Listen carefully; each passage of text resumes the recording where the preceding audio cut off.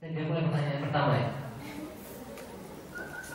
Ini sebenarnya bukan titik balik pribadi, saya tidak akan membuat seolah-olah jadi heroik ya. Tapi memang betul-betul saya merasakan spiritualitas yang besar bagi kehidupan saya. Jadi SMP itu saya gabung dari kerohanian, cuma bantu lipat karpet kalau hari Jumat, habis Jumat. SMA saya kan ikut aksen tapi nggak boleh aktif di kerohanian, tapi saya tetap ikut di kerohanian itu sama. Tidak terlalu, itu mulai saya belajar sedikit kerohanian. Tapi itu influensinya besar. Jadi gini, saya itu dulu pengajian rutin setiap hari Kamis. Jadi bisa pengajian, ustaz saya luar biasa. Dan kita sedikit orang, tapi betul-betul intens terus ya. Dievaluasi sama diominya, terus dievaluasi pengajiannya seperti apa, silaturahimnya bagaimana, semua dievaluasi. Kamis saya semangat. Jumat semangatnya masih membara ya. Sabtu semangatnya masih membara. Minggu sudah mulai turun kan. Senin turun lagi. Selasa mulai habis. Rabu hampir kembali kan zaman-zaman dahulu kan. Kamis saya pengajian lagi. Seperti itulah. Jadi kita tahu setelah kita jalan di jalan kita akan lelah. Kita jalan di Malangkah kita akan salah jalan. Kita jalan di Jumat. Itu namanya afirmasi. Menciptakan siklus dalam kehidupan kita untuk memastikan kebaikan itu terus berada di dalam diri kita. Banyak teman saya yang dulu baik, maaf ya, SD itu teman saya itu sayangan saya, hebat benar. Dia tinggi, pintar, ganteng, tryout itu mesti di top banget. Hebat sudah itu ibaratnya saya seperti dekat dengan dia. SMP dia dikeluarkan dari SMP karena mampu. Ada teman saya gitu, mohon maaf belum bisa contoh nih ya, dia waktu kuliah ini kan kelasnya cadangan, kayak gitu ya. Tapi begitu berapa tahun kemudian sudah pakai vacancy. Jadi artinya apa? Tidak ada jaminan kita harus jalan kita. Sehingga ketika kita itu dapat hidayah tentang strategi agama, pastikan kita mendapatkan taufik. Taufik itu yaitu harus menjaga diri dan lain sebagainya, menciptakan instrumen-instrumen. Makanya ada buku kalau di barat itu namanya delay gratification, mengatur siklus kenyamanan dan siklus tidak nyaman untuk mendapatkan kenyamanan lebih di kemudian hari. Sama kayak namanya puasa. Jadi tadi mereka sebut sebagai delay gratification, ini hasil penelitian. Itu namanya apa, permen yang di luar itu Mas Melo ya. Mas Mama, itu penelitiannya sederhana. Itu tahun 60-an atau 70 lebih kan. Mereka cuma minta anak kecil diteliti, dimasukin ke sebuah ruangan, dikasih satu permen. Kalau kamu nggak makan permen ini, ketika keluar kamu dikasih 3 permen. Sebagian besar kalau bisa tidak ada yang tahan. Mereka lebih memilih 1 permen dibandingkan bertahan sebentar saja untuk menikmati permen yang lebih banyak. Seperti itu kehidupannya. Kita berusaha, bisa kamu interpret. Kita diminta untuk merasakan kehidupan yang orang lain tidak suka, untuk bisa merasakan kehidupan yang orang lain tidak mampu.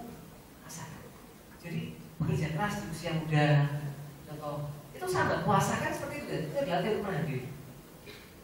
Tidak semua orang mungkin macam-macam ceritanya, ada yang seperti banyak sekali ada yang dia beruntung ya bisa lahir di keluarga yang cukup, ada yang lahir di keluarga yang kurang mampu dan sebagainya.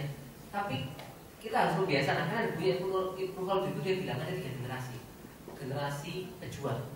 Tapi sayangnya generasi pejuang itu sering punya anak-anak generasi sebentar maaf saya lupa, generasi pejuang yang paling bawah boros, generasi penikmat.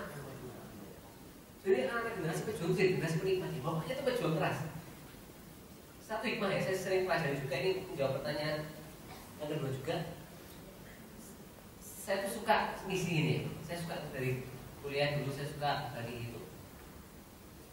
Karena saya ngisi di beberapa tempat yang saya anggap orang itu tokoh dan saya tak nasihat. Saya simpulkan nasihatnya itu hampir sama. Saya tarik benang merah, kesimpulannya apa? Di balik orang-orang besar senantiasa ada amal ibadah berkesuara. Saya pernah ngisi di rumahnya Pak Zulkifli Hasan waktu beliau masih mentor. Saya ngisi ceramah di rumahnya beliau, saya pernah minta nasihat ini. Nama kata Pak Zulkifli itu bilang, "Dama, saya biasakan sejak kecil sebelum matahari terbit, sebelum azan itu saya sudah. Saya pernah ketemu guru tua. Saya minta nasihat sama. Nasihat ini soal kelas apa? Dewan Syariah Nasional Pemuda DSN Pak Ibnu Sina menasihati soal tawakal sebenarnya pada Allah. Jadi kalau kita lihat orang itu berhasil, kita cari tahu ya, if you do what we have done, you will get what we have. Jadi kita harus belajar bagaimana sudah semua diatur, bagaimana kita mempelajarinya. Lalu nyambung pertanyaan ke 3 Bapak ya, soal perannya ibu ya. Saya sepakat soal ini. Jadi kan satu di antara 3 amal yang paling Allah cintai kan yang dibagi pada kedua orang tua.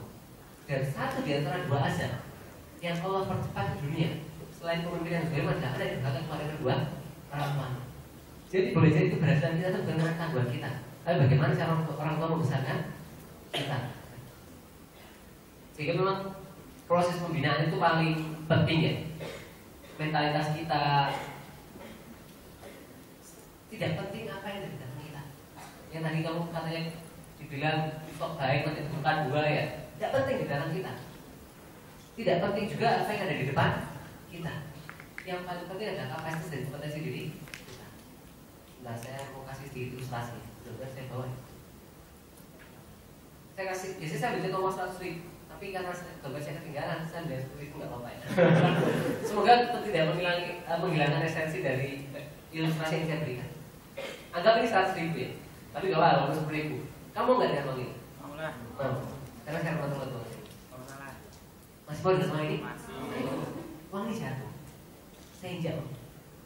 Masih mau dengan uang ini? Mau. Kelihatan dari matanya ya. Apa yang saya bisa diambil?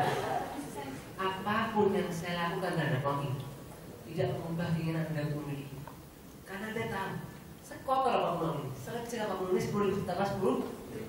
Seperti hidup ini, mungkin kita pernah lecah, kita pernah kotor, kita pernah jatuh, pernah menyikap keringat orang kita, tapi tidak mengubah kita sebagai manusia kan, terutama bagi orang yang menyayangi kita. Terima kasih. Tetap di berjalan dan jalan kebaikan.